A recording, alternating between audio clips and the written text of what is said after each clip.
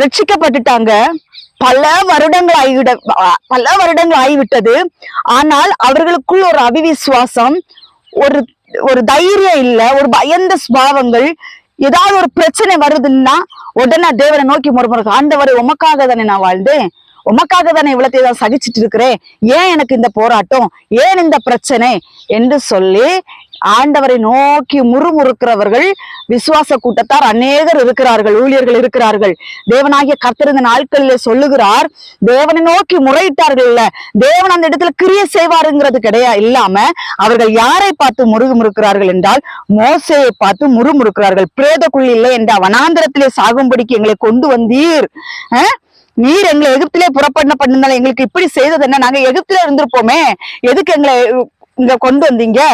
அநேகருடைய வாழ்க்கையில சொல்லக்கூடிய காரியங்கள் இதுதான். நாங்க ஆண்டவரை ஏற்றுக்கொள்றதுக்கு முன்னாடி நாங்கள் சுகபோகமா நல்லா